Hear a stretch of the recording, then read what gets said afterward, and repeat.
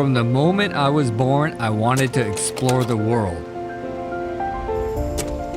As a child, I was always discovering something new.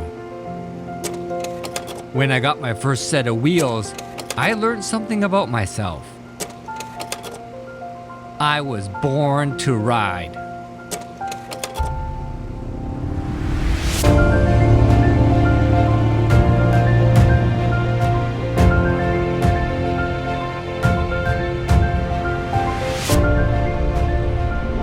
Wow, look at that!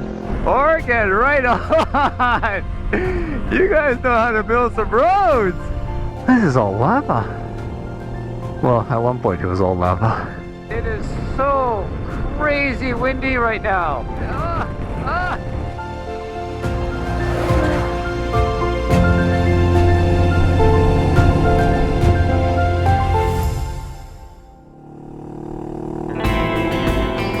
In 1986, Life magazine dubbed Highway 50 as the loneliest road in America and warned its readers not to travel on here as there were no points of interest. And in looking at the map, Highway 50 didn't exactly strike me as a motorcycling heaven. With its dead straight roads and desert-like conditions, it seemed better suited for RVs instead of motorcycles. But I did notice that it was built following the old route of the Pony Express. And to be honest, like most motorcyclists, I like to think I could have made it as a cowboy, so I decided to check out this historic highway. Highway 50 officially starts in Carson City, Nevada, and runs all the way to the Great Basin National Park. But I will be starting my trip at the Stokes Castle just outside of Austin. Sitting high on a ridge overlooking the small town of Austin, the Stokes Castle was built in 1897 as a summer home by Anson Stokes, a local mine developer, railroad magnate, and banker. Unfortunately for the Stokes family, shortly after the completion of the castle, the local silver mines dried up, and with that went the fortunes of the small town of Austin. Once a lucrative mining town, Austin is now increasingly deserted, currently with a population of just 167, down from a peak of over 7,000 back in 1863. Not a lot looks open in a little tiny town of Austin. That's my destination for today, Eli. And that's where I'm headed straight for a long time on Highway 50, the loneliest highway in America.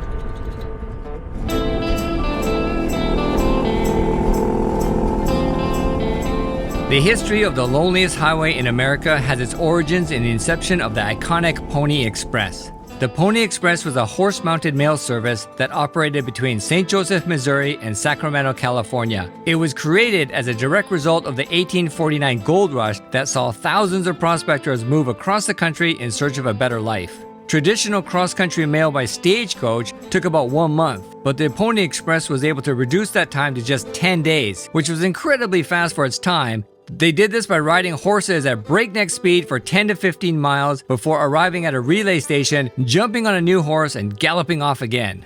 Most of the Pony Express riders were in their early 20s, and they faced all sorts of hardships, from dangerous weather, navigation errors, to hostile bandits. While the Pony Express operated for only 1 year, it played a vital role in connecting the young country together and came to symbolize the adventurous spirit of the Wild West.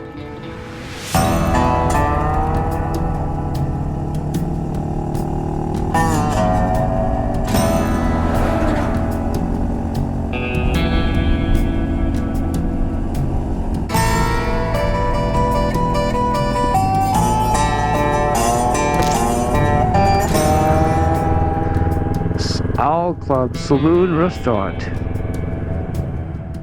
In 1864, as the town of Austin was booming, several prospectors made their way east in search of less crowded diggings. I can relate to that. Their eureka moment came shortly after when they discovered a silver strike that would go on to become one of the largest in the state's history. It's not hard to see where the town of Eureka got its name, is it? Actually, originally they were going to call it, "Holy shit, we're going to be rich," but then they decided they didn't want to advertise how much silver they found, and I actually just totally made that up. But much to the chagrin of the original prospectors and introverts everywhere in the world, others followed, and soon the town's population grew to over 9,000. In its heyday, Eureka was one of the largest settlements in the area with over 100 saloons, dozens of gambling halls, multiple newspapers, hotels, restaurants, and even an opera house. The Opera House was one of the main attractions as it brought Victorian high culture to the Wild West in the form of dances, operas, and masquerade balls. You can still see the signatures of past performers scribbled on these historic walls.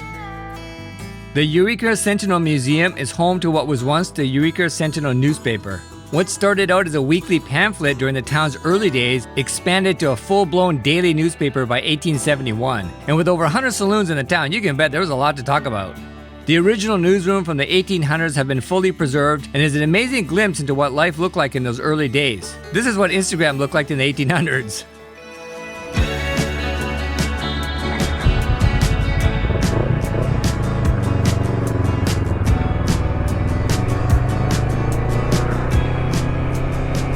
What a fantastic little bit of history in this town. I love it. The stage in the Opera House is just fantastic. It has that old vaudeville type look to it, you know? I just love, maybe I'm old, I'm getting old. I just love old history. Analog history, like that printing press. The guy has to make each letter in metal. You can't undo, you can't make a mistake, can't copy and paste. That's craftsmanship. It's unbelievable. What a fantastic little town. So, now I head back onto the highway, the dead straight, baking hot sun highway towards Ely.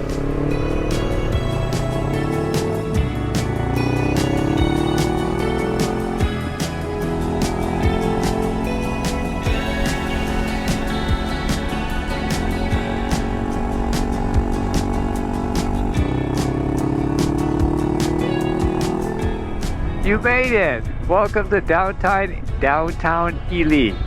Yay, made it! This is downtown Ely, 24-hour massage, VIP massage. Yeah, that place looks legit. I wouldn't mind a massage. Mr. G's! What is this, strip club? Interesting. Casinos, strip clubs, massage. It's like a mini Vegas.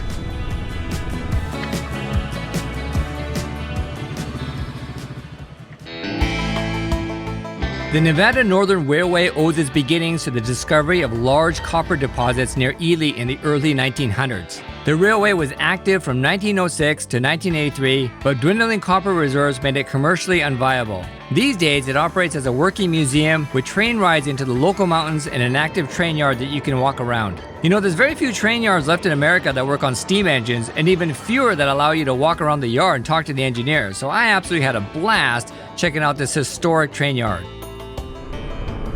You know, I absolutely love trains. I will visit any train museum I can, because something about the size of it, the scale of it, I just love the engineering that goes into these things.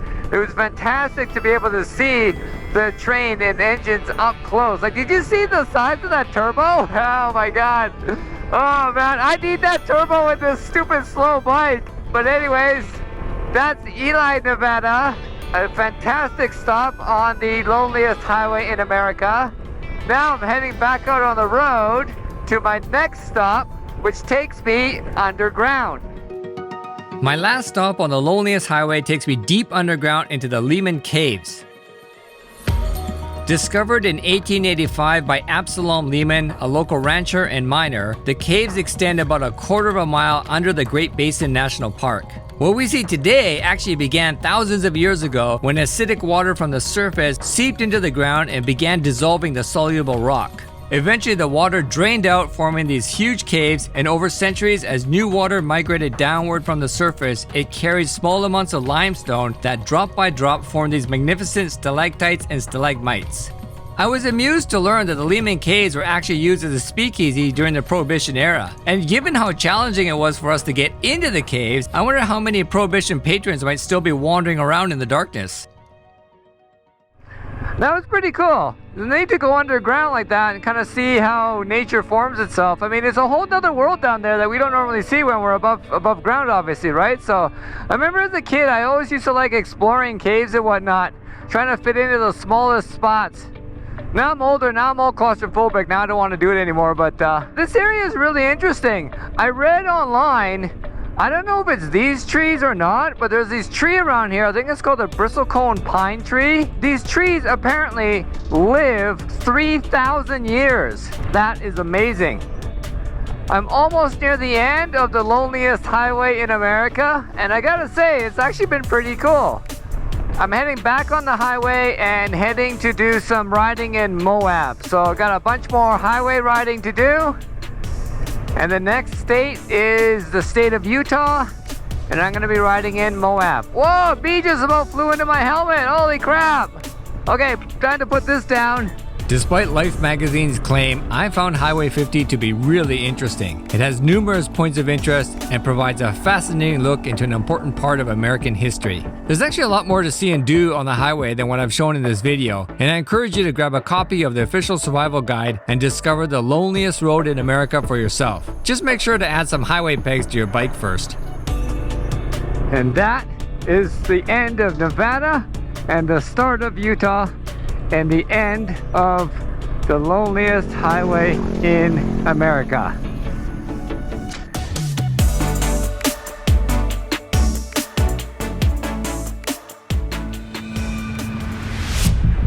That rock is pretty dang slick looking. That is way bumpier than I thought it would be.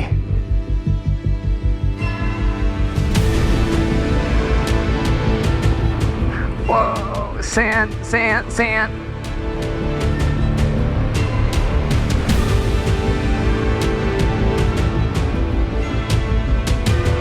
Oh shit!